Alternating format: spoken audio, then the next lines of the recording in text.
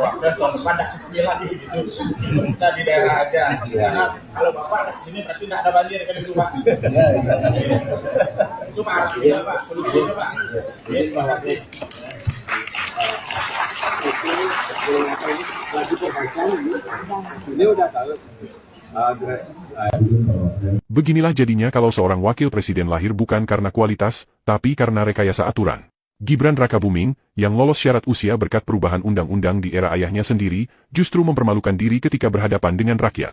Saat seorang warga Bali menanyakan solusi banjir, Gibran tak sanggup menjawab. Mikrofon dilempar ke wali kota, seolah tanggung jawab bisa dipindahkan begitu saja. Inikah sosok yang dipaksakan jadi pemimpin muda bangsa?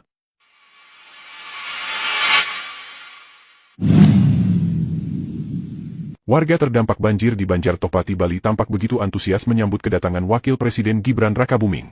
Setumpuk pertanyaan berkecamuk di dada warga. Mereka berharap, kedatangan penguasa nomor 2 di Republik ini akan membawa solusi bagi masalah yang tidak pernah bisa terjawab selama ini. Banjir. Ya, banjir selalu datang dan berulang setiap tahun. Pemerintah daerah seolah tak berkutik. Maka kehadiran pemerintah pusat seolah sebuah titik terang buat mereka. Seorang warga mewakili suara hati warga lain lalu bertanya, apa solusi dari pemerintah agar masalah ini tidak terulang setiap tahun? Ada begitu banyak anggaran penanggulangan bantuan sosial yang digelontorkan setiap bencana datang. Tapi kenapa pemerintah justru tidak memikirkan solusi agar banjir bisa dicegah? Dan jawaban Wapres Gibran Rakabuming pun cukup membuat kita geleng-geleng kepala. Ya, Pak. Ini kan semua yang terjadi, para pejabat daerah, bapak-bapak sudah banyak membantu kami, baik dari segi pembersihan, apa sebab kami ucapkan terima kasih. Juga atensi Bapak Wapres sudah mengunjungi kami di sini. Tapi yang paling penting Pak Wapres, biar tahun depan Pak Wapres datang lagi ke sini, tolong dong solusinya atas penyelesaian banjir ini. Itu yang paling penting Pak. Karena ini sudah traumatik warga kami di sini hampir setiap tahun. Setiap tahun banjiran, terutama yang di kompleks Yulan Pak. Nah sekarang mohonlah nanti Bapak bisa mengkoordinasikan dengan para ahli pengairan gitulah. Karena sumber air sudah jelas Pak, cuma gorong-gorong hilirnya hanya satu. Sama itu Pak, masih ke depannya harapan kami semoga Pak Wapres tahun depan tidak kesini lagi gitu. Kita di daerah aja. Karena kalau Bapak ada kesini berarti tidak ada banjir kan itu Pak. Itu Pak arahnya Pak, solusinya Pak. Terima kasih. Lagi perbaikan ini udah tahu.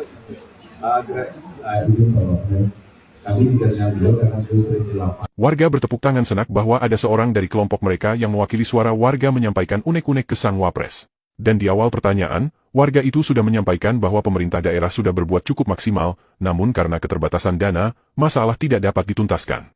Mereka berharap pemerintah pusat turun tangan dan memberikan solusi.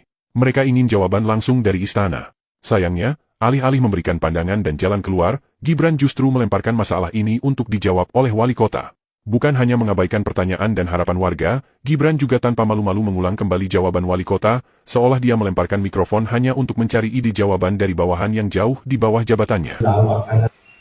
Ada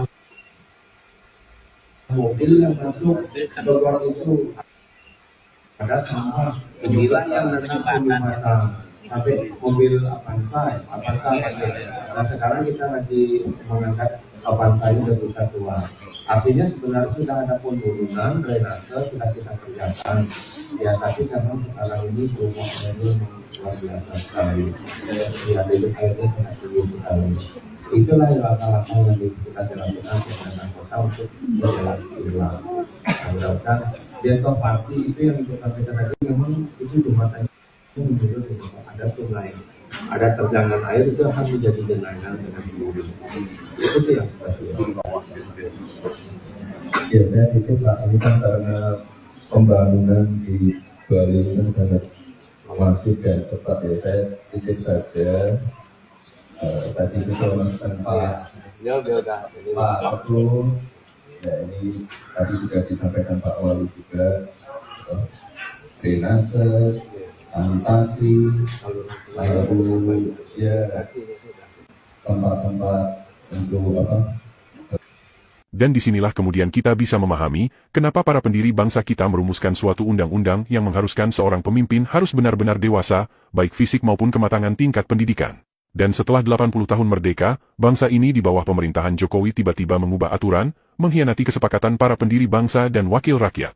Undang-undang diubah untuk meloloskan seorang anak yang bahkan sekedar menjawab pertanyaan warga di desa pun harus menyontek jawaban sang wali kota. Tidak berhenti sampai di situ, Gibran menirukan gaya kepemimpinan bapaknya.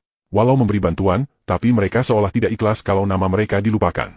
Dengan menggunakan anggaran negara, yang bersumber dari pajak rakyat, menggelontorkan bantuan sosial atas nama pribadi.